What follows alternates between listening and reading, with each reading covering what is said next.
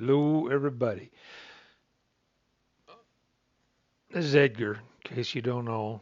He's in some of my other videos on my other channel. Anyway, this is Edgar. Edgar, this is YouTube.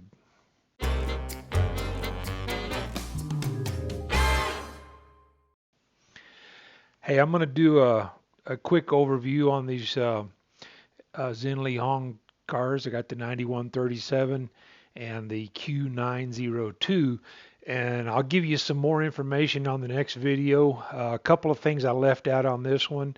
The 9137 has a 5-wire servo. The Q902 has a 3-wire servo. It's the brushless version. The 9137 is brushed. I got shut down. They closed the roads in Wyoming today, so I was planning to do a lot more in this video, but they closed the roads. I got to stop when they close the roads. So hopefully in 2 days when I'm back, I'll get to do some speed tests. I got a couple of things that I want to try.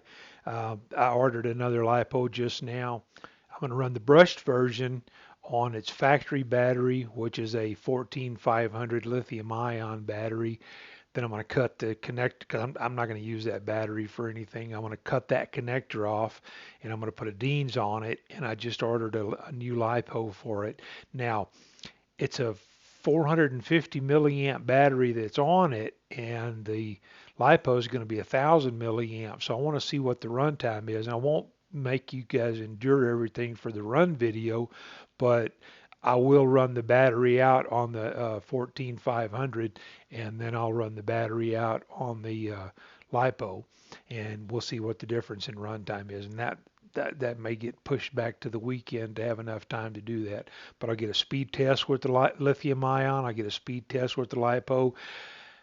I'm thinking cost and the 5-wire servo versus 3-wire servo, all the mods to make this one a brushless car, I think are going to make it cost prohibitive. I think the Q902 is probably going to be a better option. So what I'm going to do is I'm going to see, just by changing the LiPo out, can we make this a pretty decent car. So there shouldn't be a lot of difference in the speed. There may be a little difference in the acceleration or something with the LiPo, and the runtime should be better. So those are the things I'm going to be looking at. I will do a more thorough overview than what you're fixing to see, but this is what I've got for you for today.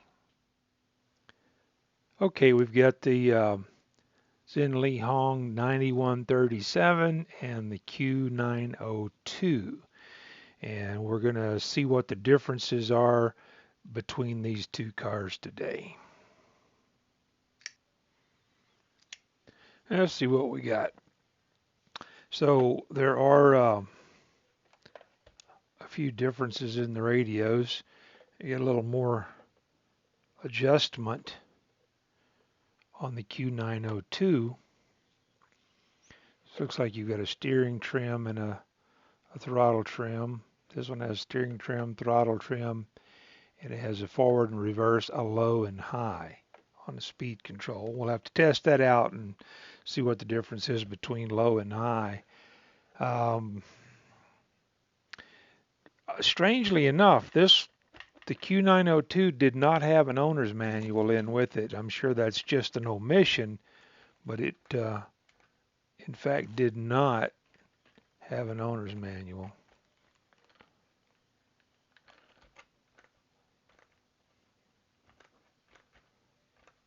It almost seems like there's oil on the front shocks on that, not in the rear. This one doesn't appear to have oil in either end.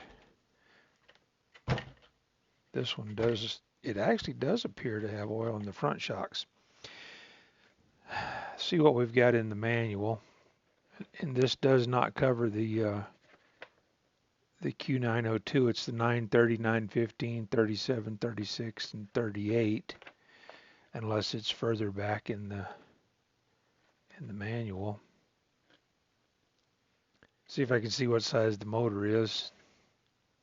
If I can find the here's the English version.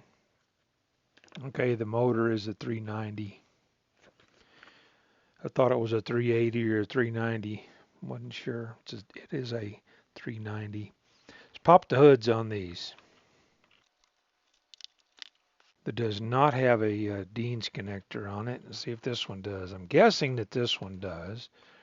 Now, the brushed version does not have a LiPo in it. It's got looks like a pair of 14400s or something. The brushed version comes with the charger.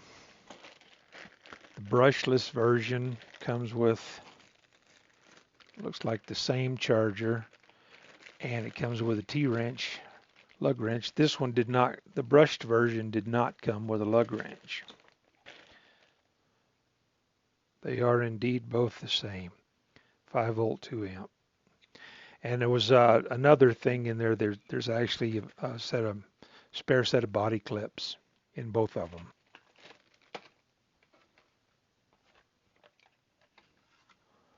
I got shut down up in Wyoming today. They closed the roads because of wind. So what we've got for same battery, it looks like. No, that's a LiPo. It does in fact have Dean's connectors in it, and it has a 1000 milliamp LiPo.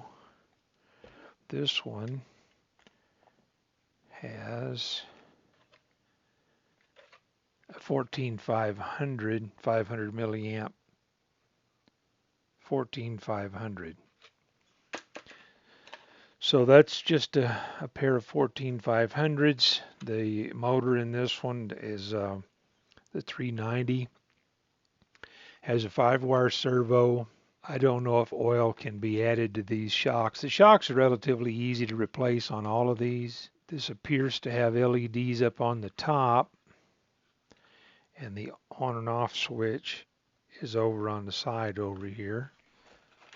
This one also has a wire going to the canopy. It appears to have LEDs in the top. I don't see any in the bumper, and there weren't any. I think my 901 had 2 LEDs, little 3mm LEDs that went in the front bumper. I don't see that on this one. It's not included in the package. So just for fun, let's plug this in. There should be something of a charge in here.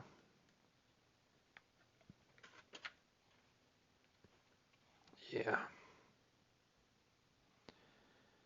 So you've got the LEDs up on the canopy, on the roof rack.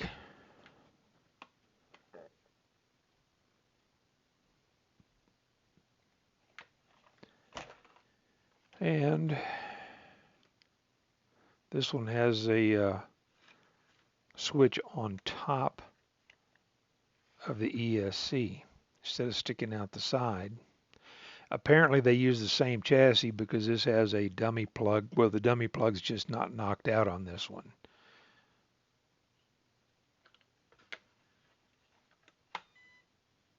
Yeah, same set of LEDs on the top. So it's completely dark here now. I should have been home much sooner than I was. And I'm sure the LiPo's just got a storage charge on it. Okay, I pull this out of the car where I can get to it.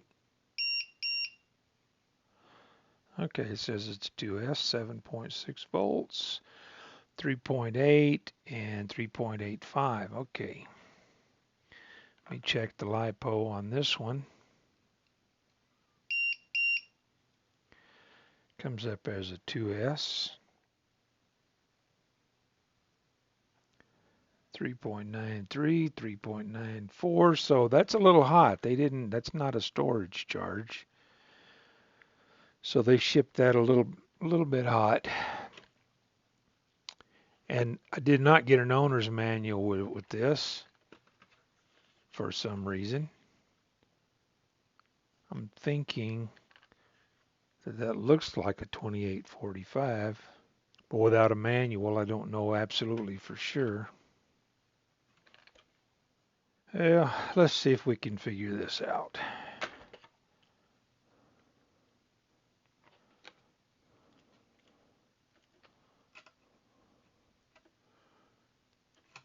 Okay.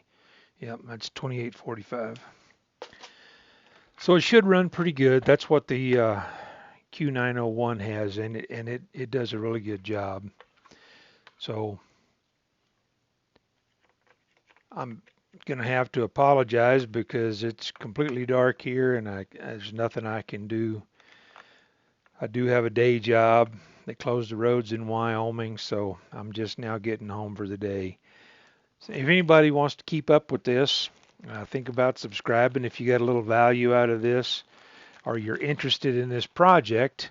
I'm going to finish up the comparison on this on hopefully on my next trip if they don't close the roads on me again. Uh, One thing I can tell you, this is not going to continue to have this connector on there.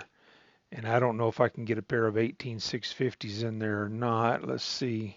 I happen to have a pair of 18650s. Nope. I can't even wedge those in there.